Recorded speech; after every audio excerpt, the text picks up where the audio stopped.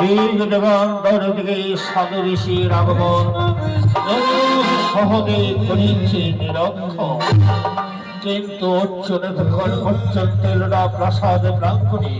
কোথায় ভয় ভেদ, কোথায় ভয় ভেদ?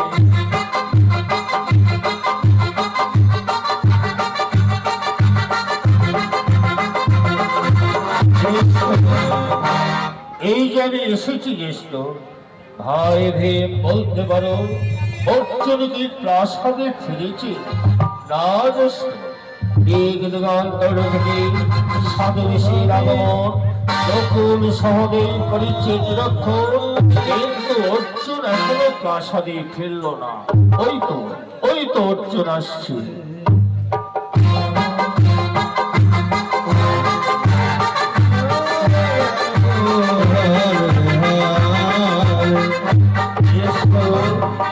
প্রণতি হয়ে ভাই অর্জুন, বলো ওই পরম বৈষ্ণব রবিদাস আমাদের নেমন্তন্ন গ্রহণ করেছে। জ্যেষ্ঠ, বিলম্বের কারণ হেতু সে শুধু বৈষ্ণব নয়, সে যে মহাবৈষ্ণব। ওই তো পরম বৈষ্ণবের পদার্পণ করছে। হরে কৃষ্ণ হরে কৃষ্ণ হরে। আসুন আসুন পরম বৈষ্ণব উপবিষ্ট হন মাত্র প্রাসাদে। এবার ওই দাসী বসার আসন দিলেন। এই দিকে আরো সব বৈষ্ণব মন্ডলী ছুটে চলেছেন পাণ্ডব প্রাসাদে। বৈষ্ণবদের মধ্য মহান্ত একই ধর্মরাজ যুধিষ্ঠির আজ পাণ্ডব প্রাসাদে বৈষ্ণব সেবা, অথচ এই প্রাসাদে মুচির আগমন। এই প্রাসাদ অপবিত্র, এই মুচি থাকলে আমরা সেবা করব না, কারণ আমাদের ধর্মচ্যুত হবে। সম্পদ তবরুষ ক্ষমা করো করে বৈষ্ণবীদের সবারে করিয়া আছে আমন্ত্র। জানি না কাহার সেবায় বৈষ্ণব সেবায় আজ পাণ্ডব প্রাসাদ পবিত্র হবে। ধর্মরাজ যুধিষ্ঠির, তুমি বৈষ্ণবদের পরীক্ষা করতে চাও? তবে বেশ, মুচি যখন পদার্পণ করেছে, ওই মুচিকে নিচু জায়গায় সেবার ব্যবস্থা করে দাও, আর আমাদের সারি যেন স্পর্শ না করে, কারণ ধর্মচ্যুত হবে। বেশ তাই হবে। ঋষি বন্ধু, এইদিকে রবিদাসকে নিচু জায়গায় সেবার ব্যবস্থা করে দিলে, আর সব বৈষ্ণব মন্ডলী উঁচু জায়গায় সেবার ব্যবস্থা করে দিলে। ভগবান শ্রীকৃষ্ণ রবিদাসের পরম বৈষ্ণবের ছত্র ধরতে চলেছে। যদা যদা হি ধর্মস্য গ্লানি ভবত ভারত অভূত্তনামনিসৃজামহ পরিত্রাণায় সদরং বিষ্ণুদেবাশ্রয়ং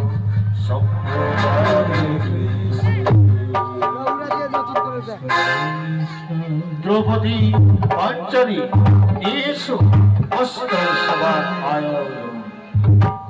দ্রৌপদী পাঞ্চালী সভ্যাচারী বৈষ্ণব সভার জন্য এক অন্য পঞ্চম ব্যঞ্জন রান্না করেছে। এবার বৈষ্ণবদের সেবার জন্য দিচ্ছে স্বর্ণের থালা, স্বর্ণের গিলাস। আর তৃতীয় পাণ্ডব অর্জুন সোনার ভিঙ্গারি সুসমারিত গঙ্গা জল বরিছে বৈষ্ণব মন্দির।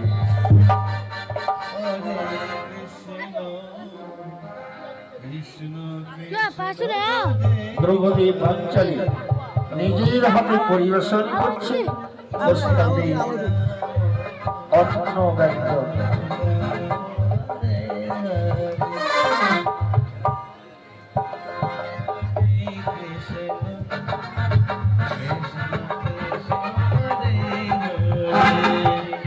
হরে রাম হরে রাম রাম হরে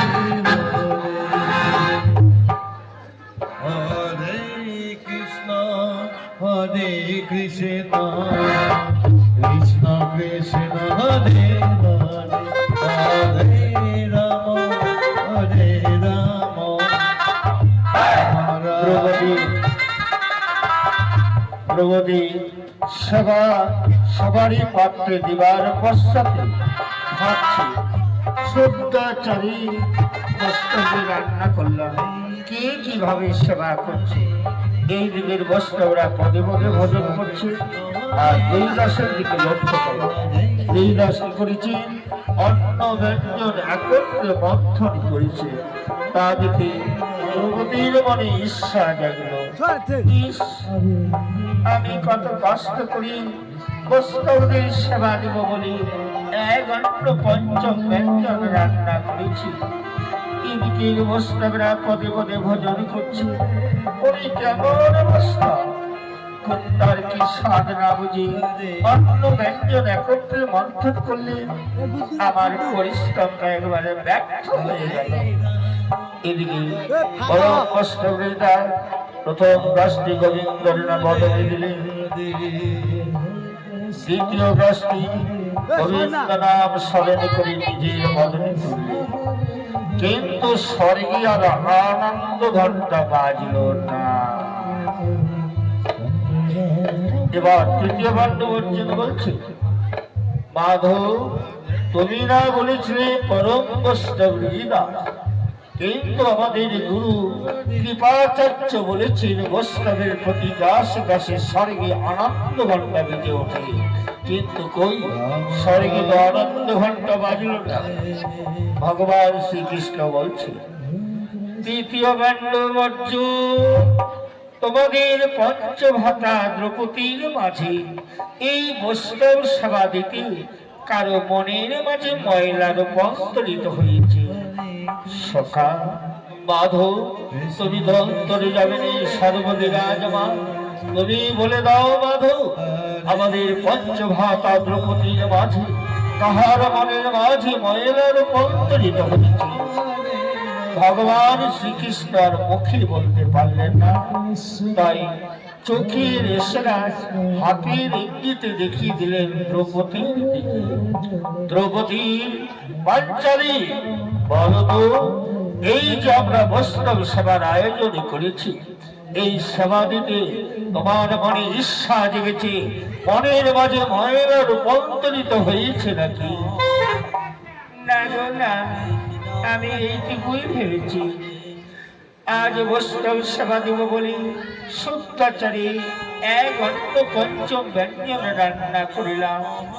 ওদিকে বৈষ্ণবরা পদে পদে ভোজন করছে, আর এদিকে এসো, ওই দেখো উনি কেমন বৈষ্ণব, কোনটার কি স্বাদ না বুঝে অন্ন ব্যঞ্জন একত্রে মন্থন করলো।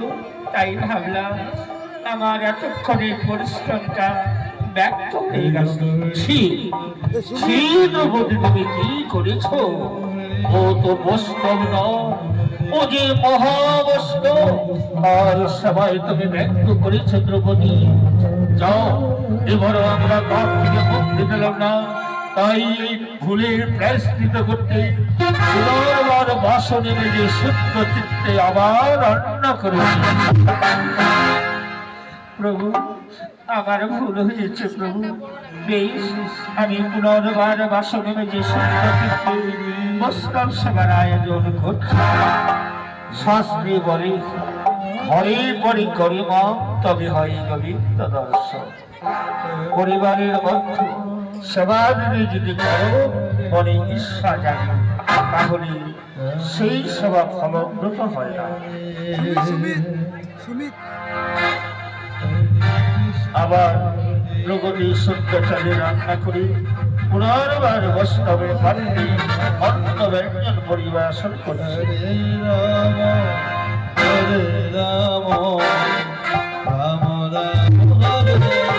এদিকে কেমন ভাবে পরিবেশন করছে। এবার পরিবেশন করি, বৈষ্ণবদের নলকে তিলক চন্দন পুষ্পের মালা গলে দিয়ে বরণ লাগিয়ে বৈষ্ণবদের উচ্ছিত করে ভক্তি ভাবে সেবা দিচ্ছেন দ্রৌপদী পাঞ্চালী।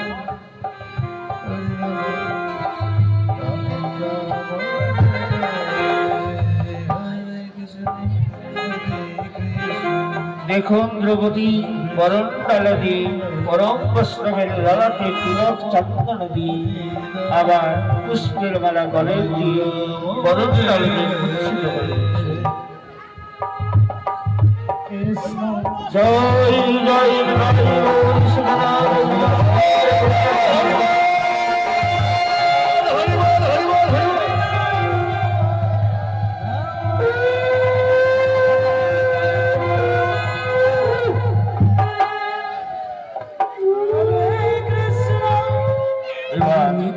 ভক্তিপূর্ণ সহিত উচ্ছিত করে দিলেন।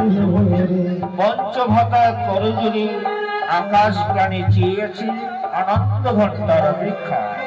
এবার পরম বৈষ্ণবী করলে অন্ন ব্যঞ্জন পুনর্বার একত্রে মন্থন করে প্রথম গাছটি গোবিন্দের নামে নিবেদন করতে স্বয়ং গোবিন্দ বদনে অর্পণ করলেন। দ্বিতীয় গাছটি গোবিন্দ নাম স্মরণী করে যখনই বদনে করেছি, স্বর্গে হইতে দেবগণ পুষ্প বরিশন করছি, স্বর্গে আনন্দ ঘণ্টা ওই স্বর্গে আনন্দ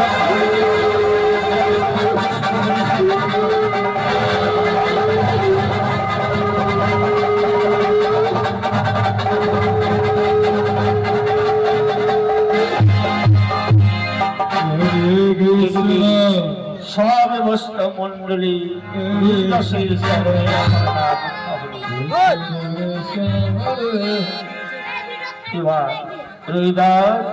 তুমি হেন পরম বৈষ্ণব, তোমার সবাই পাণ্ডব প্রসাদী স্বর্গের দেবগণ পুষ্প বরিশন, স্বর্গে আনন্দ ঘণ্টা বেজে উঠল।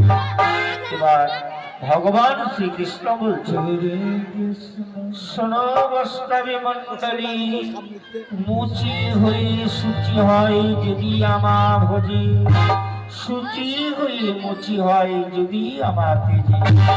তাই মহাভারতী প্রমাণ হলো পাণ্ডব প্রাসাদী পরম বৈষ্ণব মুচির ছেলে রুইদা।